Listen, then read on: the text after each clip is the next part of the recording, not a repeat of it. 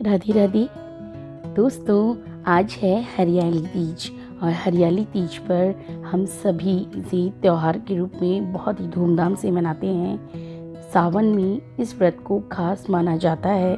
श्रावण मास की शुक्ल पक्ष की तृतीया को श्रावणी तीज कहते हैं, लेकिन ज़्यादातर लोग इसे हरियाली तीज के नाम से जानते हैं। ये त्यौहार मुख्य रूप से उत्तर भारत में मनाया जाता है। इस दिन स्त्रियां माता पार्वती और भगवान शिव जी की पूजा करती हैं। इस दिन महिलाएं निर्जला व्रत रखती हैं और इस व्रत को करवा चौथ से भी कठिन व्रत बताया जाता है। इस दिन महिलाएं पूरा दिन बिना भोजन और जल के व्यतीत करती हैं और दूसरे दिन सुबह स्नान और पूजा के बाद व्रत पूरा करके भोजन ग्रहण करती हैं। इसी वजह से इस व्रत को करवा चौथ से भी कठिन माना जाता है। साल 2024 में आज यानी कि 7 अगस्त को दिन बुधवार के दिन ये त्यौहार बड़ी ही धूमधाम से मनाया जाएगा।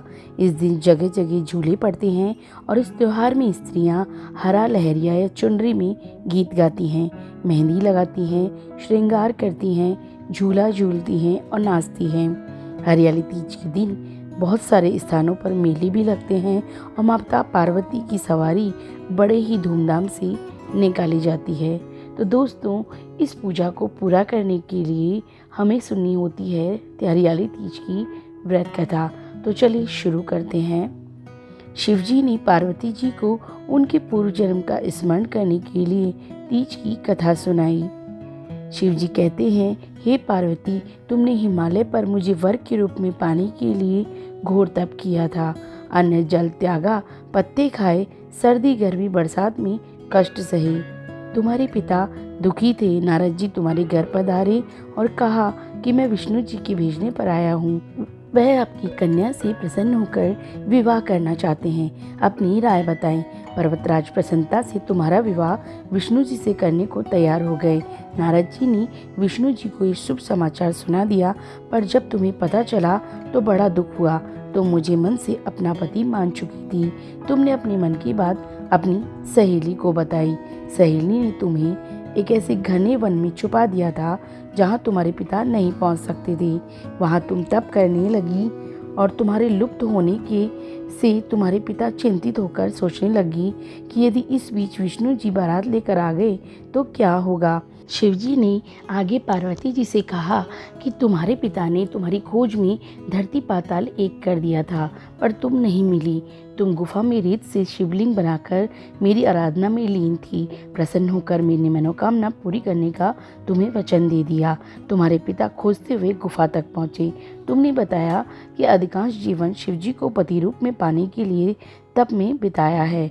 आज तप सफल रहा। शिवजी ने मेरा वरण कर लिया। मैं आपके साथ एक ही शर्त पर घर चलूंगी, यदि आप मेरा विवाह शिवजी से करने को राजी हों। पर्वतराज मान गए। बाद में विधि विधान के साथ हमारा विवाह किया और हे पार्वती, तुमने जो कठोर व्रत किया था उसी के फलस्वरूप हमारा विवाह हो सका। इस व्रत को निष्ठा से करने वाली स्त्री को मैं वांछित फल देता हूँ। उसे तुम जैसा अचल सुहाग का वरदान प्राप्त हो। इसी तरह दोस्तों, भविष्य पुराण में देवी पार्वती जी बताती हैं कि तृतीया तिथि का व्रत उन्होंने बनाया है, जिससे स्त्रियों को सुहाग और सौभाग्य की प्राप्ति होती है। सावन महीने में तृतीया तिथि को 100 वर्ष की तपस्या के बाद देवी पार्वती ने भगवान शिव को पति रूप में पाने का वरदान प्राप्त किया था।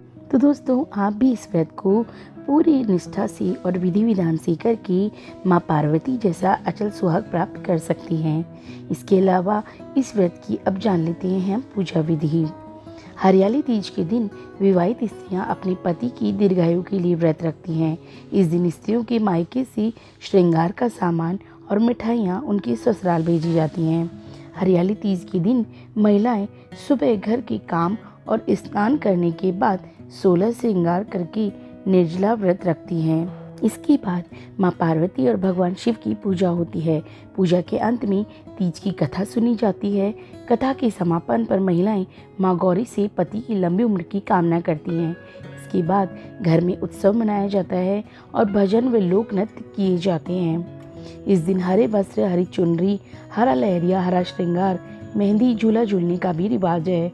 दोस्तों, इस तरीके से आप हरियाली तीज को बड़े ही धूमधाम से मनाइए और पूरे परिवार के साथ खुशियाँ बांटिए। मिलती हूँ अगली वीडियो में, तब तक के लिए जय श्री कृष्णा।